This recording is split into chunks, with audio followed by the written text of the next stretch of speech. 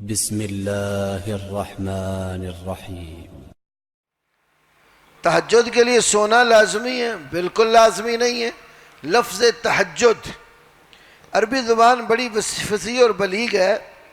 عربی زبان کے جو الفاظ ہیں ان کی کئی قسمیں ہیں، تو ایک قسم الفاظ کی ہے الفاظ متضادہ۔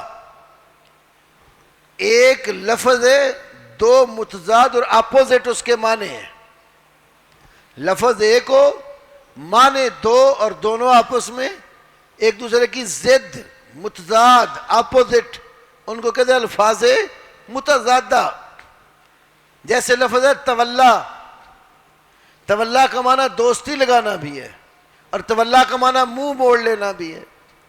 اب دوستی لگانا اور منہ پھیر لینا، پشت کر لینا دوست کی طرف، یہ دو متضاد چیزیں ہیں، تو یہ ایک ہی لفظ کے دونوں معنی۔ ایسے لفظ تہجد بھی الفاظ متضادہ میں سے ہے۔ دیوبندی عالم مفتی شفیع صاحب، جو مولانا مفتی تقی عثمانی صاحب کے والد تھے، تفسیر لکھی قرآن کی، معارف القرآن، یہ بات انہوں نے بھی اس میں ذکر کی ہے، فَتَحَجَّدْ بِهِ نَافِلَةً لَكَ۔ تہجد جو لفظ ہے الفاظ متضادہ میں سے ہے۔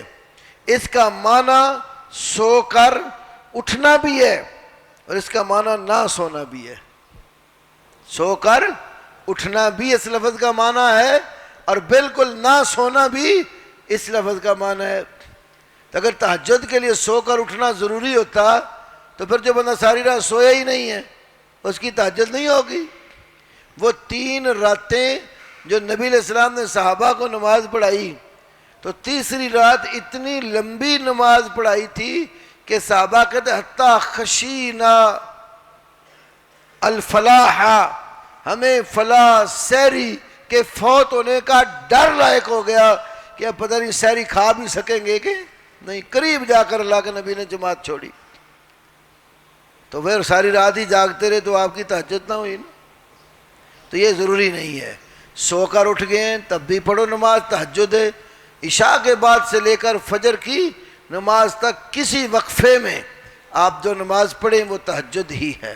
نبی پاک نے، مسلم کی حدیث ہے، میاں عائشہ سے، کبھی پہلی رات نماز پڑھی، کبھی درمیانی رات پڑھی، کبھی پچھلی رات پڑھی۔